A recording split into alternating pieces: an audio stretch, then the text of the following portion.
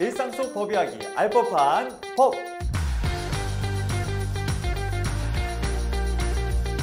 이제부터 일상 속 밀접한 사건 사고를 법의 눈으로 들여다봅니다. 전문 변호사와 함께 사례부터 판례까지 쏙쏙 알려드리겠습니다. 알 법한 법 이강재 변호사와 함께하겠습니다. 어서 오세요. 네, 안녕하세요.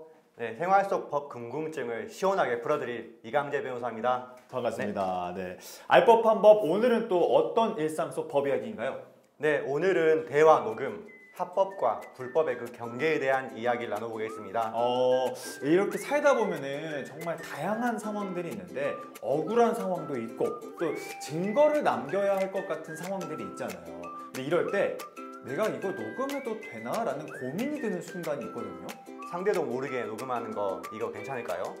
상대도 모르게 녹음하는 거는 저는 불법이라고 생각을 합니다. 왜냐면은 미리 이제 좀 고지를 해줘야 상대방이 또 알 것 같으니까 저는 불법이라고 생각하는데요. 결론부터 말씀을 드리면 경우에 따라 다릅니다. 이게 의외로 많은 분들이 타인과의 대화를 몰래 녹음하는 것을 무조건 불법이라고 생각을 하는데 네. 사실 그렇지는 않습니다. 네, 통신비밀보호법 제3조 제1항에서는 누구든지 공개되지 아니한 타인 간의 대화를 녹음 또는 청취하지 못한다 라고 명시되어 있는데요. 네. 이 조항의 핵심은 바로 타인 간의 대화라는 것입니다. 타인 간의 대화, 어떤 의미죠? 쉽게 말해서 내가 그 대화에 참여하고 있는 참여자라면 그 녹음은 합법이라는 의미입니다. 예를 들어서 제가 아나운서님과 이렇게 대화를 하고 있는데 네. 제가 이 대화를 녹음하는 것은 전혀 문제가 되지 않습니다. 저희가 이 대화의 당사자, 참여자이니까요. 그러니까 제가 당사자가 아닌데 만약에 옆 테이블에서 다른 사람들의 대화를 제가 몰래 녹음하는 건 불법이다. 네, 정확합니다. 바로 그런 경우가 불법 녹음에 해당하는데요. 내가 직접 참여하지 않는 다른 사람들의 대화를 녹음하는 것은 통신비밀보호법 위반으로 처벌받을 수가 있습니다. 여기서 주의할 점은 대화에 참여하고 있는 사람이라면 상대방의 동의 없이 녹음을 하더라도 통신비밀보호법 위반이 아니라는 점입니다. 즉 상대방에게 지금부터 녹음을 할게요 라는 고지를 하거나 하지 않아도 합법이라는 뜻입니다. 이거 신기한데요. 그럼 만약에 불법 녹음을 했어요. 그러면은 처벌 수위는 어떻게 되나요? 통신비밀보호법 제16조 제1항에 따르면 이를 위반하여 타인 간의 대화를 녹음, 청취한 자는 1년 이상 10년 이하의 징역에 처해집니다. 이거 생각보다 처벌 수위가 높은데요? 네, 이게 법정형이 징역형만 있고 벌금형이 없습니다. 그만큼 타인의 통신비밀을 보호하는 것이 중요하다고 보는 거겠죠. 몇 가지 사례를 통해서 더 알아볼까요? 네. 직장 상사의 갑질을 녹음한 사례인데요. 네. 직장 상사가 저에게 폭언이나 부당한 지시를 내릴 때 녹음하는 사례가 있었어요. 이런 경우에는 합법입니다. 대화의 참여자이기 때문이죠. 이렇게 녹음한 내용은 나중에 부당이거나 직장 내 괴롭힘 등을 신고할 때 중요한 자료가 될 수 있습니다. 그러니까 진짜 대화의 참여자, 대화의 당사자냐 아니냐 이게 중요한 거네요.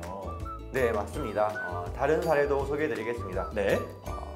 배우자의 외도 증거를 녹음한 사례인데요. 배우자의 외도 증거를 남기기 위해서 배우자와 대화를 녹음한 사례들이 많이 있어요. 이건 역시 합법입니다. 이 또한 대화의 참여자이기 때문인데요. 실제로 이혼 소송에서 대화 녹음 파일이 유력한 증거로 제출되는 경우가 많이 있습니다. 그렇군요. 혹시 또 다른 사례가 있을까요? 네, 친구가 다른 사람에 대해서 험담을 하는 것을 몰래 녹음했다면 어떻게 될까요? 친구가 다른 사람을 험담하는 걸 녹음했다. 이건 대화의 당사자가 아니니까 불법. 네, 맞습니다. 타인 간의 대화를 녹음한 것이 되어서 통신비밀보호법 위반이 됩니다. 실제 판례에서 이를 명확히 하고 있는데요. 내가 참여하지 않는 대화는 그 대화 자체가 공개되지 아니한 타인 간의 대화로 보호를 받아야 한다 라고 하였습니다. 알겠습니다. 그러니까 대화의 당사자가 된다면 무조건 합법이라는 거죠? 네, 조금 흥미로운 판례도 있는데요. 피고인이 일방적으로 고소인에게 전화를 걸어 발언을 했는데 고소인은 이에 대해 아무런 답변을 하지 않았다고 하더라도 통신비밀보호법 제3조 제1항에서 정하는 대화는 원칙적으로 2인 이상이 참여하는 의사소통 행위를 의미하므로 피고인이 일방적으로 고소인에게 말을 하는 것을 녹음하였다는 것은 통신비밀보호법 위반죄에 해당하지 않는다라고 판시했습니다. 근데 변호사님 이거는 좀 흥미로운 게 답변을 안 했는데도 그냥 대화로 본다는 거잖아요. 네, 그러니까 그냥 말이나 반응이 없어도 대화의 당사자가 되기 때문에 이 녹음도 합법이 된다. 네, 맞습니다. 내가 듣고 있다는 것 자체가 대화에 참여하고 있다는 것으로 볼 여지가 있다는 것이죠. 결국 핵심은 내가 그 대화에 참여를 하고 있는지 여부입니다. 즉, 내가 대화에 참여하지 않고 단순히 옆에서 녹음만 하는 경우, 또는 전화 통화를 했는데 예를 들어서 수화기 넘어서 들려오는 대화를 제3자 입장에서 녹음하는 경우에는 통신비밀보호법 위반에 해당합니다. 대화의 당사자냐 아니냐 이게 가장 중요하다 이렇게 말씀해 주셨는데, 그러면 이렇게 녹음한 파일 법적 효력이 있을까요? 합법적으로 녹음된 파일은 재판에서 증거 능력을 인정받습니다. 특히 민사소송, 형사고소 등에서 중요한 역할을 하게 됩니다.